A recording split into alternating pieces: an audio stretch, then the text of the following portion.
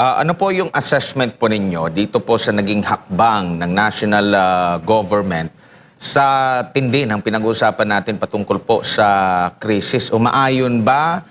Kumbaga sumusobra ba yung kanilang hakbang o kulang or katamtaman lang? Ano po ang assessment nyo po? I mean, I would characterize it, Admar, as a crisis mismanagement. No? So nagkaroon ng mismanagement dito sa the way they have handled itong crisis na ito. Bakit ko nasabi nagkaroon ng mismanagement? Umpisa pa lang, sabi ni Atty. Claire Castro, walang crisis. No? Yun yung sinasabi niya nung una. And then later on, nalaman naman natin that Malacanang was forming a crisis committee. Ikalawa, yung response nila, napakatagal. The moment na sinabi ng Iran na isasara nila yung Strait of Hormuz, yung araw din yun, dapat nag-convene na sila ng crisis committee. Ikalawa.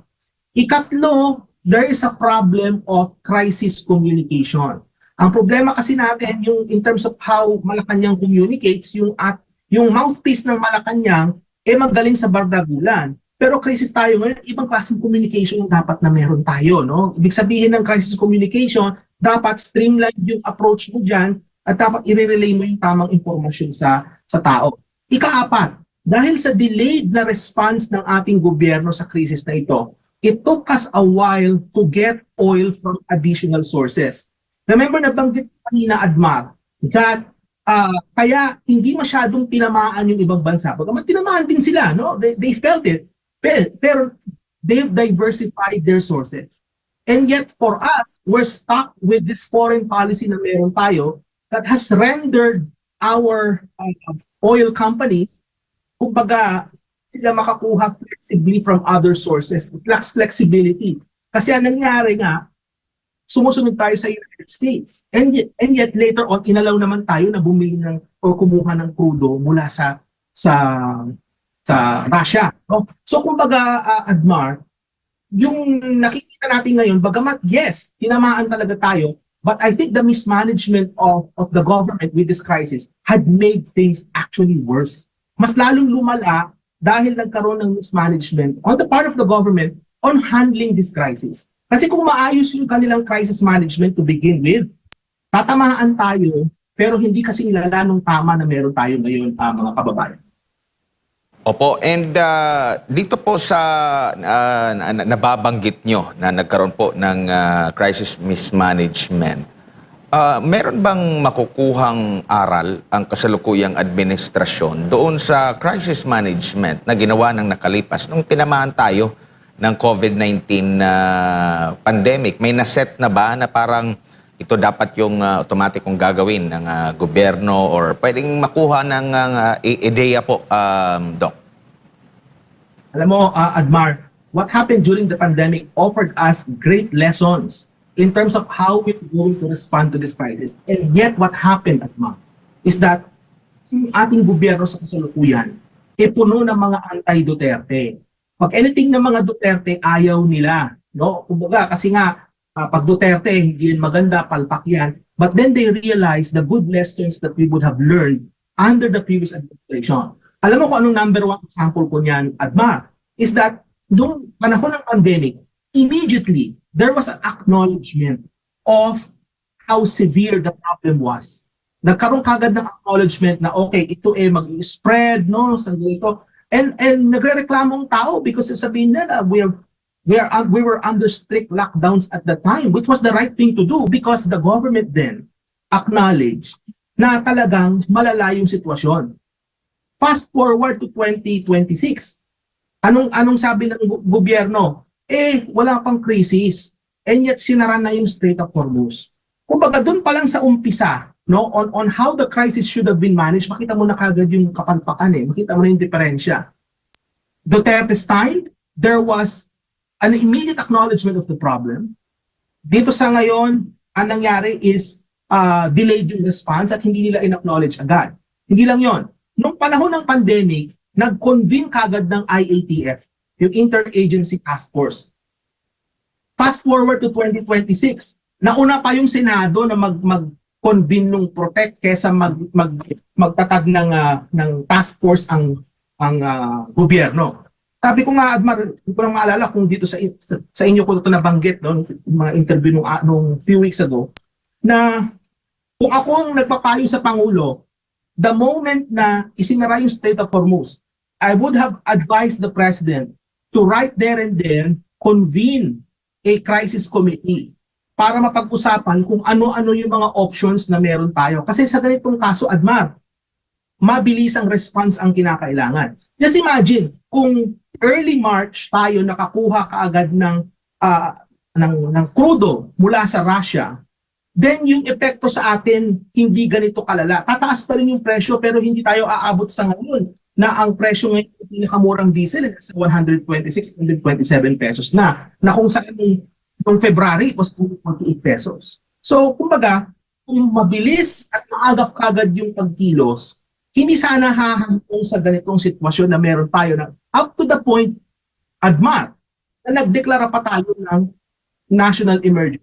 I believe we're the only country that did so. No? That tayo lang yung bansa na nagdeklara niyan. So that gives you a comparison which is night and day, mga kababayan. Night and day ang comparison on how a crisis was handled by these two administrations. Night and day po ang comparison, Admar. Opo. Isa pa sa mga tanong, kasi yung napag-usapan natin kanina na Brent crude oil, sumipa na ito sa pinakamataas nitong nakalipas na 2022. Parang 104 ata, no? Mas mataas pa siya kumpara sa ngayon or almost level ba. Pero hindi tayo nagkaroon ng kagaya po ng ganitong halaga ng diesel at gasolina. Ano po pang paliwanag? Kasi kung ititrace natin, possible itong dahil sa naging epekto doon sa Ukraine at gera sa Russia at Ukraine. Mas mataas yung during that time po. Bakit hindi tayo nakaranas ng ganito na umabot na 130, 140 yung diesel natin noong 2022? Katapusan ata ito ng termino ng dating Pangulong Rodrigo Duterte. There's one key difference, Admar, between 2022 and 2026. Noong 2022, the reason why there was a spike in oil prices is because of the uncertainty of the Ukraine war.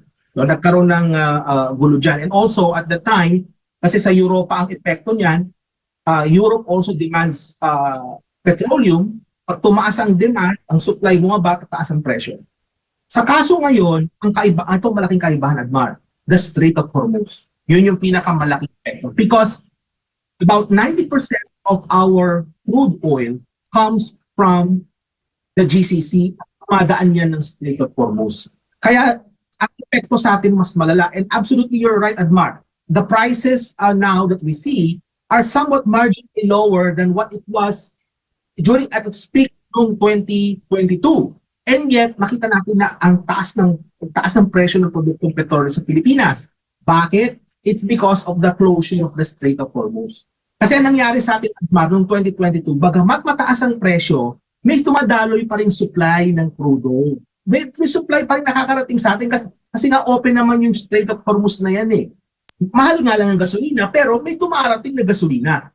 Iba ngayon ang sitwasyon. Sinara yung Strait of Hormuz, yung crudo hindi makalabas. Kaya mahal na yung presyo, physically, kulang pa yung crudo na dumarating sa ating bansa. Yun yung pinakamalaking diferensya ng dalawang kaso na yan, Admar. Opo, ang kinakaharap ng ating mga kababayan, lalo na yung mga direktang apektado nitong pagtaas ng presyo ng mga produktong petrolyo, lalo na sa mga driver ng mga PUV, hindi po sila nagtaas ng pinayagan na magtaas ng singil. Sabi nga ni Senadora Amy Marcos, wala ba kayong GC dyan dahil parang isang araw bago ang implementation ng pagtataas, sinuspinde mismo ng Pangulo. Merong 5,000 pesos na ayuda, pero marami tayong napagtatanungan, nasa 2-3 araw lang itatagal yan. Yet, merong emergency declaration na, energy emergency, at sinasabing pwede nang bawasan yung excise tax, pero possible pa na magtagal, hindi pa soonest, no? Mga ilang linggo pa ba yan na itatagal, di pa nga natin na alam. Pero nakikita niyo po ba na masyado ng late at hirap na yung ating mga kababayan na kahit na magbawas doon sa excise tax, parang wala na itong magiging silbi? Kasi alam mo, yung ibabawas sa presyo, Admar, maliit lang sa excise tax. We're looking at about 7 to 8 pesos, no, per liter. Considering ngayon ang presyo na ngayon nasa 100, so for diesel, no, mga nasa 120. Yung mamahalang diesel nasa 160, no. So kumbaga, makikita mo na maliit lang yung diferensya kung tatanggalin mo yung excise tax na yan. Bagamat I'm in favor actually of lowering or if not eliminating yung mga taxes na yun sa fuel sa ngayon, no? Kasi nga, at least kahit na maliit yung mababawas, tulong pa rin yun, no? Kahit na maliit lang yung kabawasan pa rin yun. Kasi nga, alam naman din naman natin na if they charge taxes on gasoline, mapunta yan sa gobyerno, we know where that tax ends up going. Napupunta lang yan sa pagnanakaw ng mga politiko natin. So, kumbaga, okay na yan, tulong na yan sa tao. Dapat asahan natin mga kababayan is mas lalo pang magtatagal po itong krisis na ito. Kasi nga, ang presyo po ng produktong petrolyo elevated pa rin. No? Dati nasa 48 tayo pero sa Brent crude per barrel, $48. Ngayon nasa mga $96. No? Mahigit doble pa rin ang itinaas ng presyo. So asahan natin na for the next little while, mataas pa rin ang presyo ng produktong petrolyo, kinakailangan pa rin na magkakaroon ng pressure rather na tumaas ang presyo ng pamasahe. At some point, Admar, they will have to increase fares kasi nga asahan ninyo na magtatagal pa itong mataas na presyo. So yun yung nakikita ko dyan. Ano? Now, in terms of gaano kalaki itataas ng pamasahe, hindi natin pa masabi yan. Ano? Kasi nga that will depend on how the government calculates yung itataas ng presyo. But ang prediction ko dyan, Admar, is at some point, bibigay din yan, magtataas din sila ng fares. Kasi nga, limited din yung ayuda na kaya nilang ibigay sa mga drivers. Ang pressure niya ngayon is itaas ang presyo ng pamasahe. So asahan po natin din yan na magkakaroon ng pagtaas sa taripa, no? Sa yung fare matrix na sinasabi natin para sa ating public transportation. Meron namang mga panukala maliban sa excise, ito pong VAT which is mas malawak ito. Maraming mga produktong may VAT para dito kay Congressman Leviste, gawing 10%. Ito sa tingin nyo po may malaking impact ito na maibsan ang pasanin ni Juan at Juana de la Cruz. I absolutely agree with Kong Leviste on this, to si Congressman Leviste, he is a smart person, no? And I believe before he gave these numbers na tatanggalin yan, for example, yung VAT, no, sa gasolina, he ran the numbers at kung magkano yung magiging epekto nito sa atin. So, at least temporarily, pwede naman gawin yung Admar. So, halimbawa, hanggat elevated ang presyo ng produktong petrolyo, pansamantala muna isususpend itong mga taxes na ito, VAT and the excise tax. Pwede isuspend yan kung gustuhin ng gobyerno, at least temporarily. At yan din yung actually suggestion ko, no, na magkakaroon ng threshold na presyo ng gasolina, ng crude or rather. So halimbawa, ang presyo ng Brent crude, mahigit $100 for let's say 15 days. Kapag ang average price niyan ay mahigit 100 for 15 days, pwedeng isuspend yung mga taxes na yan, calibrated yung pababa. So halimbawa, pagka 15 days, ang presyo ay natiling mataas, pwedeng ibabayan ng certain percentage. At kapag mas lalo pang matagal ang pagtaas ng presyo, pwede pa lalong ibaba ang taxes. Hanggang sa kung masyadong matagal na itong mataas na presyo, baka gawing zero na yung mga taxes na yan. So pwedeng gano'n. Pwedeng calibrated yung approach na pwedeng gawin ng gobyerno dyan. Ano? And sana i-consider din nila yan. Kasi nga, as I've said, kahit na 7 piso yan, 20 pesos, kung ang presyo naman ay 121.40 per liter, malaking tulong pa rin yan sa ating mga kababayan. No? And at the end of the day, alam mo, Admar, is ito yung mga time na dapat pinaghandaan ng gobyerno itong krisis na ito. And yet, nakita natin, Admar, for the last 3 years, nakita natin sa budget, no? Ang daming unprogram, tapos umutang sila ng umutang, na hindi naramdaman ng tao. Ito yung mga panahon sana na dapat tayong mangutang para makatulong tayo doon sa ating mga kababayan. And yet for the last 3 years, anong ginawa ng gobyerno? they kept borrowing and borrowing, and we actually know what happened. Itong mga inutang dito, napunta na ito dun sa mga mali-malitang pera na nakita natin na dinideliver dun sa mga magnanakaw natin mga politiko. This is the time na dapat tayong nangutang para makatulong. And yet, anong mangyayari ngayon? Yung ating buffer, no, para tayo makapangutang, ang debt to GDP ratio natin nasa mahigit 62-63% na. Hindi nakakayanin ng ating ekonomiya na mangutang pa ng mangutang. Had we been prudent in the last 3 years at tayo nangutang ng sana ngayon tayo mapaghuhugutan kahit paano. And yan nakita the last 3 years winaldo ng gobyerno. So yun lang sa akin dyan. In terms of taxes, pwede nilang gawin dyan cascading approach. Depende sa presyo ng produktong petrolyo sa pandaigdigang pamilyan. Hindi pwede nilang gawin dyan, kagaya ng sabi ni Kong Leviste, pwede abrupt, zero kagad, pero ang suggestion ko, pwede rin natin gawing cascading. Depende sa presyo ng petrolyo. Lipat lang po ako konti ng topic pero may relasyon pa rin po sa ekonomiya ng ating bansa. Kahapon po, nag-umpisa na ang talakayan, oral arguments sa Korte Suprema patungkol nga po sa kinikwestyong national budget po natin from 2024 hanggang sa 2026. Doon, malinaw na napag-alaman na yung mga key projects na nasa ilalim ng Philippine Economic Development Plan o Philippine Development Plan, nailipat siya mula sa appropriated hanggang doon sa kumbaga program, nalipat sa unprogram at ang ipinalit po doon ay yung kilala natin sa mga flood control projects at iba pa.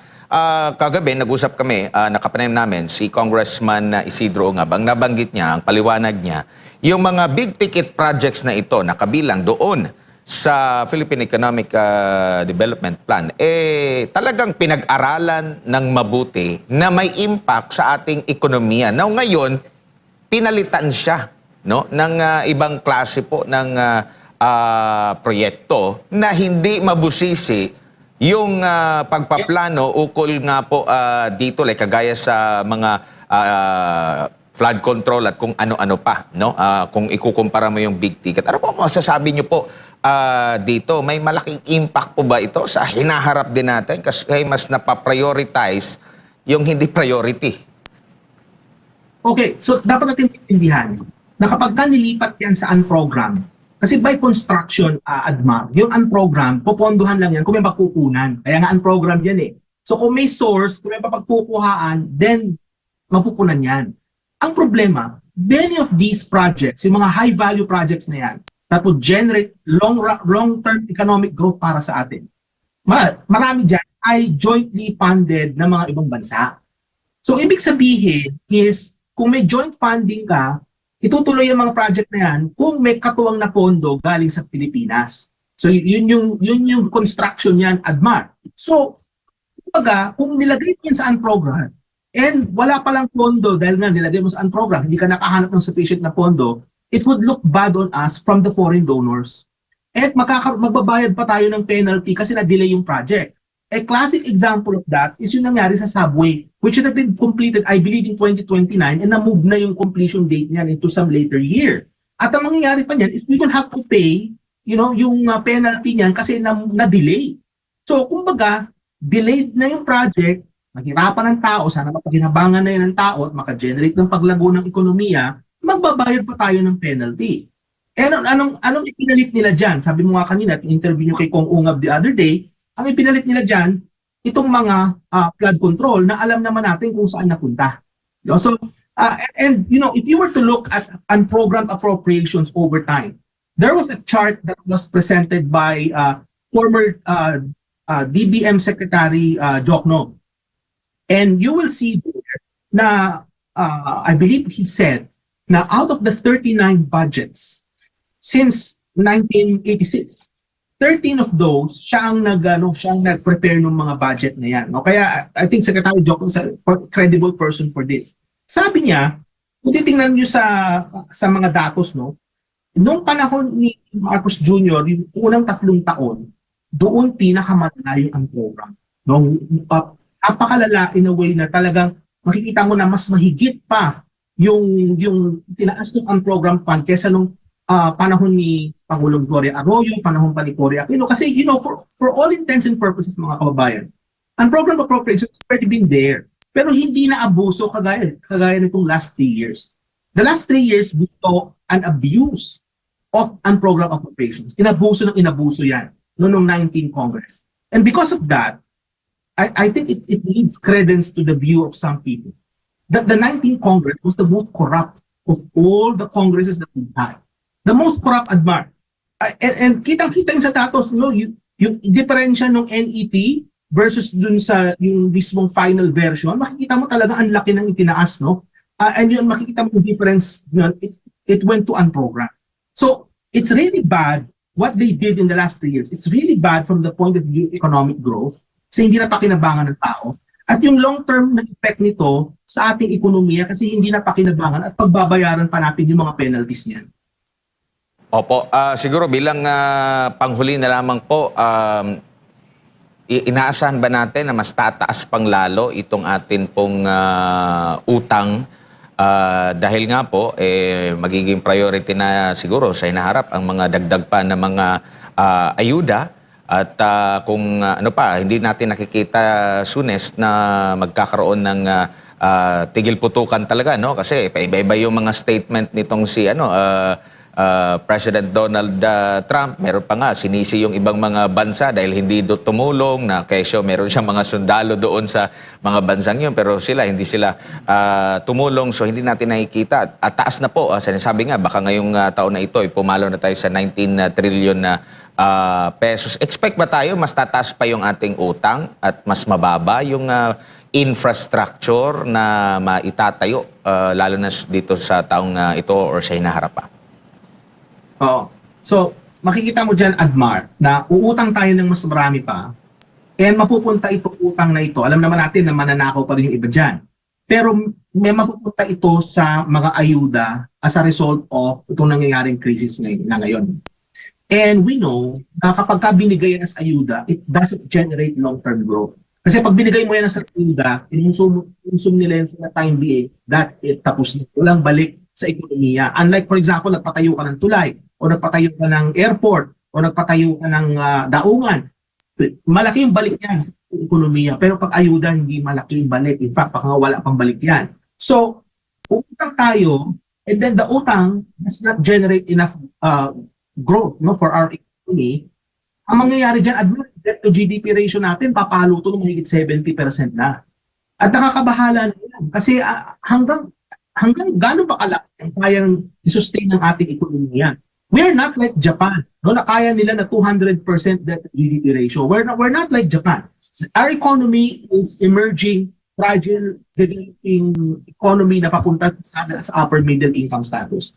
Ang pinupunto ko dito mga kababayan is, kumbaga, kung maibabalik natin yung nakaraang 3 taon, at sana hindi sila utang ng time na yon, at nasunod sana yung nasa Philippine Development Plan. Kasi sabi sa Philippine Development Plan, Admar, dapat for every year since 2022, bumababa yung ating debt to GDP ratio. In fact, dapat sa ngayon, nasa mga around 58% na lang tayo. And yet, where we are, we're around 63.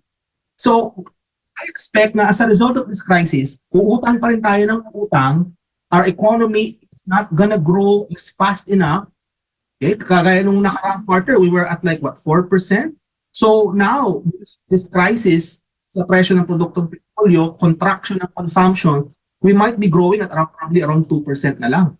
So the point is, if you're growing at a very low rate, you're borrowing at a very high rate, makikita mo that yung growth ng pangungutang mo, mas hihigitan yung growth ng paglago ng ekonomiya. Ang mangyayari niyan, magsasuffer ang ating economy over the long run kasi babayaran mo yung interest niyan. At napakalaki na rin ang ating debt servicing as percentage of our government budget. So ang mangyayari niyan, imbis in the future, Admar, mapondohan sana ng government expenditures yung mga projects, most of that will just go to payment ng utang, ng interest at ng principal. So yun yung nakikita natin mangyayari in the future as a result of this crisis. Kung sana maayos ng 2022, but and yet hindi naging maayos, no? Panahon ni Marcos Jr. And this is where we are. Pinagdudusahan at magdudusahan pa rin yan ng ating mga kababayan. Doc, dalawang huling tanong pahabol na lamang po kasi nga nabanggit po ninyo kanina